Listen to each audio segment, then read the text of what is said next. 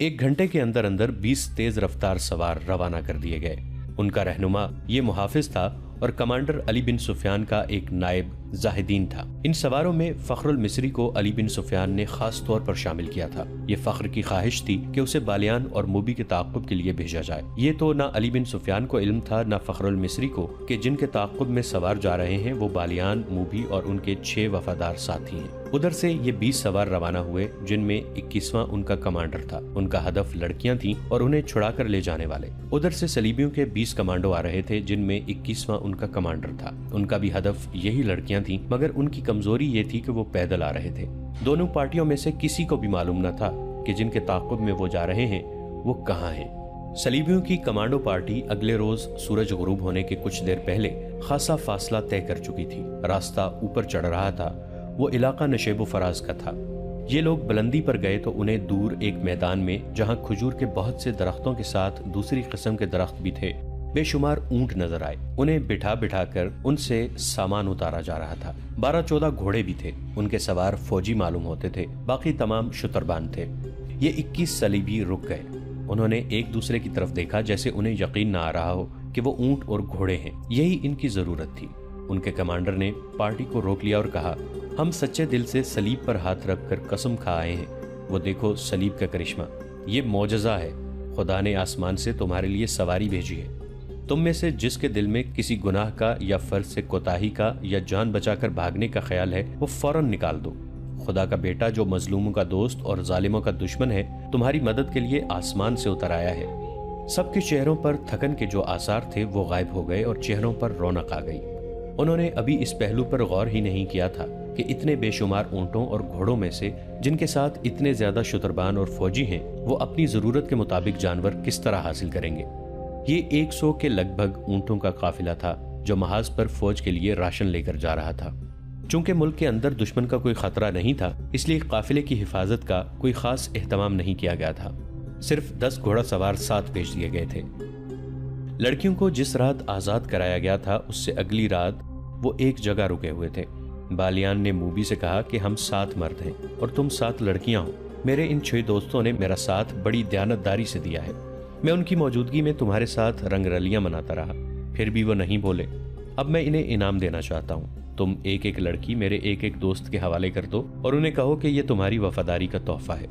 ये नहीं हो सकता, मूबी ने गुस्से से कहा। हम फाहिशा नहीं हैं। मेरी मजबूरी थी कि मैं तुम्हारे हाथ में खिलौना बनी रही। ये लड़कियां तुम्हारी खरीदी हुई लौंडियां नहीं हैं। मैंने तुम्हें किसी वक्त भी शरीफ लड़की नहीं समझा। बालियान ने शाहाना जलाल से कहा, तुम सब हमारे लिए अपने जिस्मों का तोहफा लाई हो। ये लड़कियां मालूम नहीं कितने मर्दों के साथ खेल चुकी हैं, इनमें से एक भी मरियम नहीं। हम अपना फर्ज पूरा करने के लिए जिस्मों का तोहफा देती हैं। मूबी ने कहा, हम अयाशी के लिए मर्दों के पास नहीं जाती। हमें हमारी कौम और हमारे मजहब ने एक फर्ज सौंपा है। उस फर्ज की अदायगी के लिए हम अपना जिस्म, अपना हुस्न और अपनी इस्मत को हथियार के तौर पर इस्तेमाल करती हैं। हमारा फर्ज पूरा हो चुका है। अब तुम जो कुछ कह रहे हो ये अयाशी है जो हमें मंजूर नहीं। जिस रोज हम अयाशी में उलझ गई, उस रोज से सलीब का जवाल शुरू हो जाएगा। सलीब टूट जाएगी। हम अपनी इस्मत के शीशे को तोड़ देती हैं ताकि सलीब न टूटे। हमें ट्रेनिंग दी गई है कि एक मुसलमान सरबराह को तबाह करने के लिए 10 मुसलमानों के साथ रातें बसर करना जायज है और कार्य सवाब है। मुसलमानों के एक मजहबी पेशवा को अपने जिस्म से नापाक करने को हम एक अजीम कार्य खैर समझती हैं। शुतरबान निहत्ते थे। अभी छापा मार और शबखून मारने वाले मैदान में नहीं आए थे।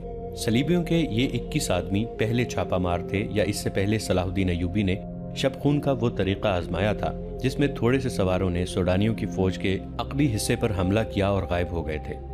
इस वार करो और भागो के तरीके जंग की कामयाबी को देखते हुए सुल्तान अय्यूबी ने तेज रफ्तार, ज़हीन और जिस्मानी लिहाज से गैर मामूली तौर पर सेहतमंद अस्करियों के दस्ते तैयार करने का हुक्म दे दिया था और दुश्मन के मुल्क में लड़ाका जासूस भेजने की स्कीम भी तैयार कर ली थी। लेकिन सलीबियों को अभी शबखून और छापों की नहीं सूझी थी। किसी निजी काफिले को डाकू बाज औकात लूट लिया करते थे। सरकारी काफिले हमेशा महफूज रहते थे, इसलिए फौजों के रसद के काफिले बेखौफ खतर रवां दवां रहते थे। इससे पहले भी इसी महाज के लिए 2 बार रसद के काफिले जा चुके थे और इसी इलाके से गुजरे थे, लिहाजा हिफाजत इक़दामात की जरूरत नहीं समझी जाती थी। यह काफिला भी खतरों से बेपरवाह महाज को जा रहा था और रात के लिए यहाँ पड़ाव कर रहा था। इससे थोड़ी ही दूर काफिले के लिए बहुत बड़ा खतरा आ रहा था। सलीबी कमांडर ने अपनी पार्टी को एक नशेब में बिठा लिया और 2 आदमियों से कहा कि वो जाकर ये देखें कि काफिले में कितने ऊंट, कितने घोड़े और कितने मुसल्लह आदमी और खतरे क्या क्या हैं। फिर वो रात को हमला करने की स्कीम बनाने लगा। उसके पास हथियारों की कमी नहीं थी, जज्बे की भी कमी नहीं थी।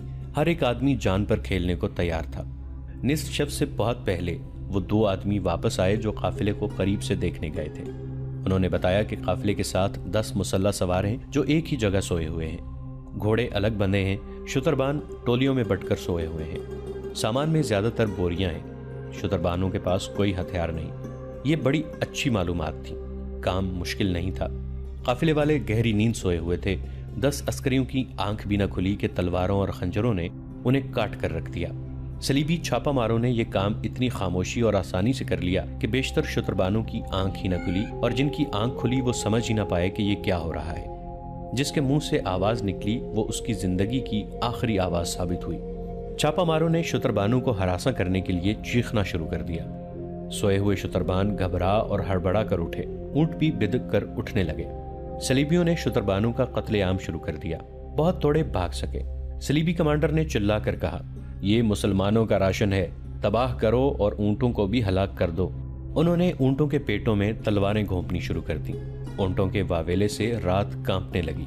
कमांडर ने घोड़े देखे, 12 ही थे, 10 सवारों के लिए और 2 फालतू। उसने 9 ऊंट अलग कर लिए।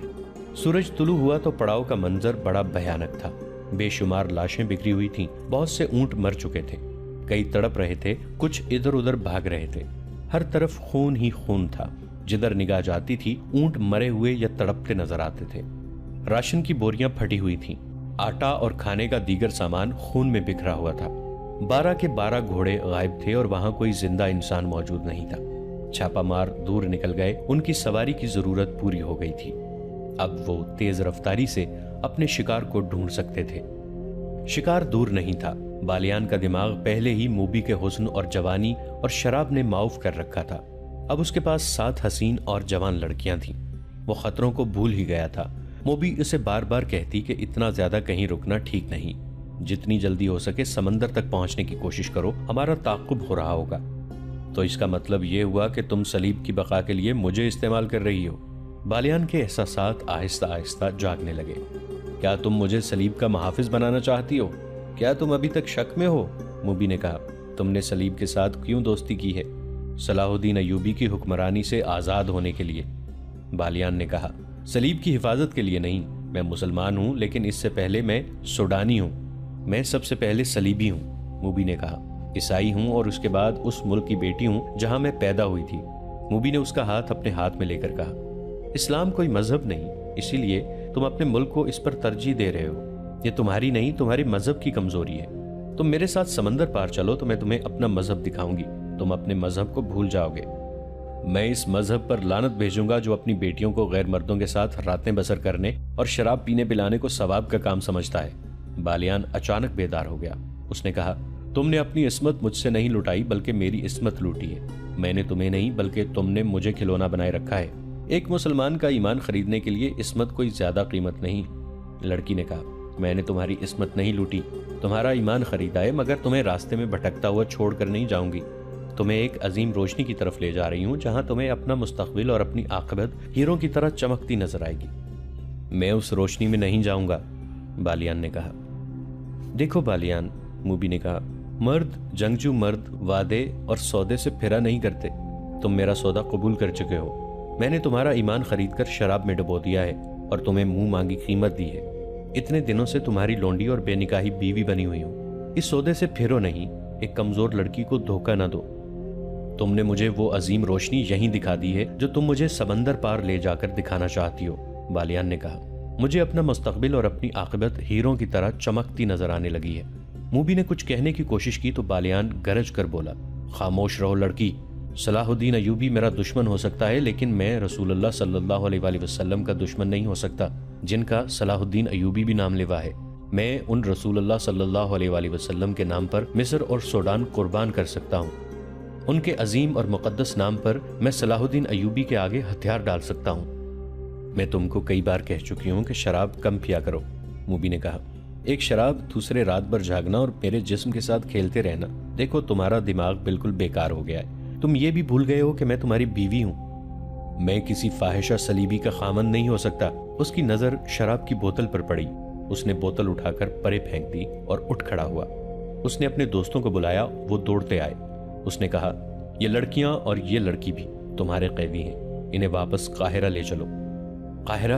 एक ने हैरान होकर कहा, अब काहिरा जाना चाहते हैं? हाँ, उसने कहा। काहिरा? हैरान होने की जरूरत नहीं। इस रेगजार में कब तक भटकते रहोगे? कहाँ जाओगे? चलो, घोड़ों पर जीने कसो और हर लड़की को एक एक घोड़े की पीठ पर बांध के ले चलो। सहरा में ऊंट का सफर बेआवाज़ पा होता है। घोड़ों के टापों की हल्की हल्की आवाजें सुनाई देती हैं, लेकिन ऊंट के पांव खुदा ने ऐसे बनाए हैं कि हल्की सी आवाज भी पैदा नहीं होती।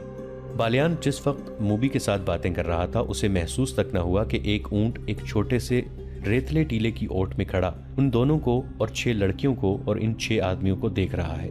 वो सलीबी कमांडर पार्टी का एक आदमी था। उस पार्टी का कमांडर अक्लमंद आदमी था।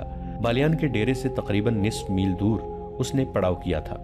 उसके वहमो गुमान में भी नहीं था कि उसका शिकार उससे निस्फ मील दूर है।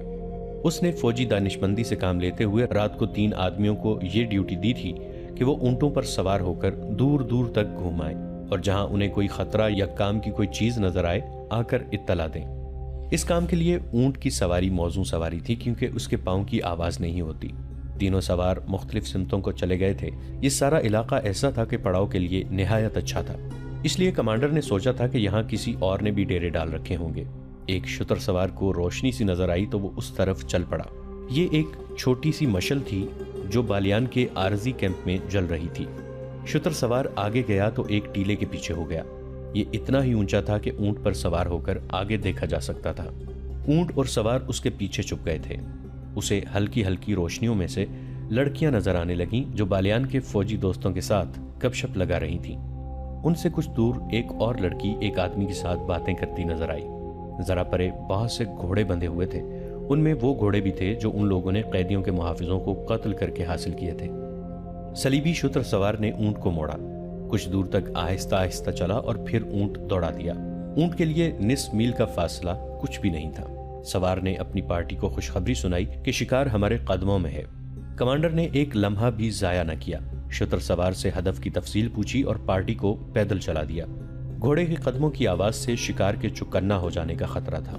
जिस वक्त ये पार्टी बालियान के डेरे तक पहुंची, बालियान हुक्म दे चुका था कि एक एक लड़की को घोड़े की पीठ पर बांध दो।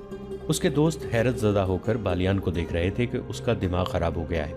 उन्होंने उसके साथ बहस शुरू कर दी और वक्त जाया होता रहा। बालियान ने उन्हें बड़ी मुश्किल से कायल किया कि जो कुछ कह रहा है होश ठिकाने रखकर कह रहा है और काहिरा चले जाने में ही मसलहत और आफियत है। लड़कियां परेशानी के आलम में उसे देख रही थीं। बालियान के आदमियों ने घोड़ों पर जीने डाली और लड़कियों को पकड़ लिया। अचानक उन पर आफत टूट पड़ी। बालियान ने बुलंद आवाज से बार बार कहा, हम हथियार डालना चाहते हैं, लड़कियों को काहिरा लेकर जा रहे हैं। वो हमला आवर को सुल्तान अयूबी के फौजी समझ रहा था, लेकिन एक खंजर ने उसके दिल में उतरकर उसे खामोश कर दिया। उसके दोस्त इतने ज्यादा आदमियों के ऐसे अचानक हमले का मुकाबला न कर सके, संभलने से पहले ही खत्म हो गए। सलीबियों का छापा कामयाब था। लड़कियां आजाद हो चुकी थीं। छापामार फौरन उन्हें अपनी जगह ले गए। उन्होंने कमांडर को पहचान लिया, वो भी उनकी पार्टी का जासूस था। उन्होंने रात वहीं बसर करने का फैसला किया और पहरे के लिए 2 संतरी खड़े कर दिए जो डेरे के इर्द गिर्द घूमने लगे। सुल्तान अयूबी के भेजे हुए सवार उस जगह से अभी दूर थे जहां से कैदी लड़कियां बालियान के आदमियों ने रिहा कराई थीं। रात को भी चले जा रहे थे। वो ताक़ुब में वक्त जाया नहीं करना चाहते थे। रहनुमा उनके साथ था। वो रास्ता और जगह भूला नहीं था। वो उन्हें उसी जगह ले गया जहां उन पर हमला हुआ था। एक मशल जलाकर देखा गया, वहां रॉबिन और उसके साथियों की लाशें और उनके मुहाफिजों की लाशें पड़ी थीं। ये चीरी फाड़ी और खाई हुई थीं। उस वक्त भी सहराई लोमड़ियां और गीदड़ उन्हें खा रहे थे। सवारों को देखकर ये दरिंदे भाग गए। दिन के वक्त उन्हें गिद्ध खाते रहे थे। मुहाफिज अपने कमांडर को उस जगह ले गया जहां उसने घोड़ा खोला था। वहां से मशल की रोशनी में जमीन देखी गई। घोड़े के कदमों के निशान नजर आ रहे थे और सिमत की निशानदही कर रहे थे जिधर ये गए थे, मगर रात के वक्त उनके निशानों को देख देख कर चलना बहुत मुश्किल था। वक्त जाया होने का और भटक जाने का डर था। रात को वहीं कयाम किया गया। सलीबी पार्टी के कैंप में सब जाग रहे थे। वो बहुत खुश थे। कमांडर ने फैसला किया था कि शहर की तारीकी में बहरे रूम की तरफ रवाना हो जाएंगे। उस वक्त मेघना नामरियूस ने कहा कि मकसद अभी पूरा नहीं हुआ, सलाहुद्दीन अय्यूबी को कत्ल करना बाकी है। कमांडर ने कहा कि ये उस सूरत में मुमकिन था कि वो लड़कियों के पीछे काहिरा चले जाते। अब वो काहिरा से बहुत दूर हैं, इसलिए कत्ल की मुहिम खत्म की जाती है। ये मेरी मुहिम है जिसे मौत के सिवा कोई खत्म नहीं कर सकता। मेघना नामरियूस ने कहा, मैंने सलाहुद्दीन अय्यूबी को कत्ल करने का हलफ उठाया था। मुझे एक साथी और एक लड़की की जरूरत है। यह फैसला मुझे करना है कि हमें क्या करना है। कमांडर ने कहा, सब पर फर्ज है कि मेरा हुक्म माने। मैं किसी के हुक्म का पाबंद नहीं। मेघना नामरियूस ने कहा, तुम सब खुदा के हुक्म के पाबंद हो। कमांडर ने उसे डांट दिया। मेघना नामरियूस के पास तलवार थी। वो उठ खड़ा हुआ और कमांडर पर तलवार सौंप ली। उसके साथी दरमियान में आ गए। मेघना नामरियूस ने कहा, मैं खुदा का धुतकारा हुआ इंसान हूँ। मैं गुनाह और बेइंसाफी के दरमियान भटक रहा हूँ। क्या तुम जानते हो मुझे 30 सालों के लिए कैद खाने में क्यों किया गया था? 5 साल गुजरे, मेरी एक बहन जिसकी उम्र 16 साल थी अगवा कर ली गई थी। मैं गरीब आदमी हूँ, मेरा बाप मर चुका है, माँ अंधी है, मेरे छोटे छोटे बच्चे हैं। मेहनत मुशक्कत करके उन सबका पेट पालता था।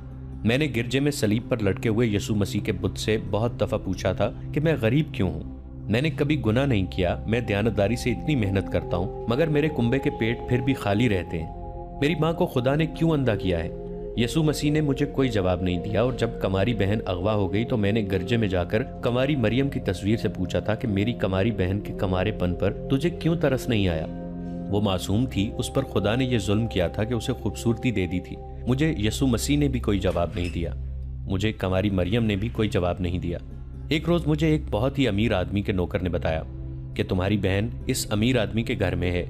वो अय्याश आदमी है, कमारियों को अगवा कराता है, थोड़े दिन उनके साथ खेलता है और उन्हें कहीं गायब कर देता है, लेकिन वो आदमी बादशाह के दरबार में बैठता है।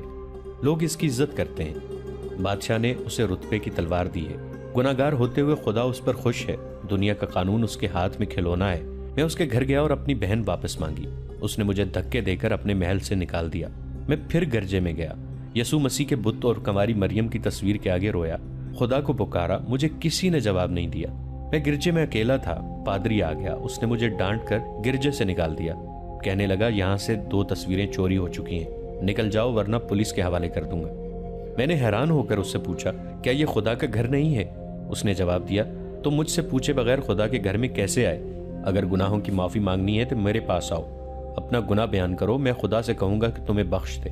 तुम खुदा से बराह रास्त कोई बात नहीं कर सकते। जाओ, निकलो यहाँ से। और मेरे दोस्तों, मुझे खुदा के घर से निकाल दिया गया। वो ऐसे लहजे में बोल रहा था कि सब पर सन्नाटा तारी हो गया। लड़कियों के आंसू निकल आए। सहरा की रेत के सकूत में उसकी बातों का असर सब पर तिलिस्म बनकर तारी हो गया। वो कह रहा था, मैं पादरी को, यीशु मसीह के बुत को, कमारी मरियम की तस्वीर को और उस खुदा को जो मुझे गिरजे में नजर नहीं आया, शक की नजरों से देखता निकल आया था। घर गया तो अंधी माँ ने पूछा, मेरी बच्ची आई कि नहीं? मेरी बीवी ने पूछा, मेरे बच्चों ने पूछा। मैं भी बुत और तस्वीर की तरह चुप रहा, मगर मेरे अंदर से एक तूफान उठा और मैं बाहर निकल गया। मैं सारा दिन घूमता फिरता रहा। शाम के वक्त मैंने एक खंजर खरीदा और दरिया के किनारे टहलता रहा। रात अंधेरी हो गई और बहुत देर बाद मैं एक तरफ चल पड़ा। मुझे उस महल की बत्तियां नजर आईं जहां मेरी बहन कैद थी। मैं बहुत तेज चल पड़ा और उस महल के पिछवाड़े चला गया। मैं इतना चालाक और होशियार आदमी नहीं था, लेकिन मुझ में चालाकी आ गई। मैं पिछले दरवाजे से अंदर चला गया। महल के किसी कमरे में शोर शराबा था। शायद कुछ लोग शराब पी रहे थे। मैं एक कमरे में दाखिल हुआ तो एक नौकर ने मुझे रोका। मैंने खंजर उसके सीने पर रख दिया और अपनी बहन का नाम बताकर पूछा कि वो कहाँ है। नौकर मुझे अंदर सीढ़ियों से ऊपर ले गया और वो एक कमरे में दाखिल करके कहने लगा कि यहाँ है। मैं अंदर गया तो मेरे पीछे दरवाजा बंद हो गया। कमरा खाली था। दरवाजा खुला और बहुत से लोग अंदर दाखिल हो गए। उनके पास तलवारें और डंडे थे। मैंने कमरे की चीजें उठाकर उन पर फेंकनी शुरू कर दी। बहुत तोड़फोड़ की। उन्होंने मुझे पकड़ लिया, मुझे मारा पीटा और मैं बेहोश हो गया। जब होश में आया तो हथकड़ियों और बेड़ियों में जकड़ा हुआ था। मेरे खिलाफ इल्जाम ये थे कि मैंने डाका डाला, बादशाह के दरबारी का घर बर्बाद किया और 3 आदमियों को कत्ल की नीयत से जख्मी किया। मेरी फरियाद किसी ने न सुनी और मुझे 30 साल सजाए कैद देकर कैद खाने के जहन्नुम में फेंक दिया गया। अभी 5 साल पूरे हुए हैं। मैं इंसान नहीं रहा। तुम कैद खाने की सख्तियां नहीं जानते। दिन के वक्त मवेशियों के जैसा काम लेते हैं और रात को कुत्तों की तरह जंजीर डालकर कोठरी में बंद कर देते हैं। मुझे कुछ मालूम नहीं था कि मेरी अंधी माँ जिंदा है या मर चुकी है। बीवी बच्चों का भी कुछ पता नहीं था। मुझे खतरनाक डाकू समझकर किसी से मिलने नहीं दिया जाता था। नादरीन, आज की किस्त में इतना ही। हमारी नई वीडियो से बाखबर रहने के लिए हमारे इस चैनल को सब्सक्राइब करके नीचे मौजूद बेल आइकन को जरूर प्रेस कीजिएगा। आपसे मुलाकात होगी नई वीडियो के साथ।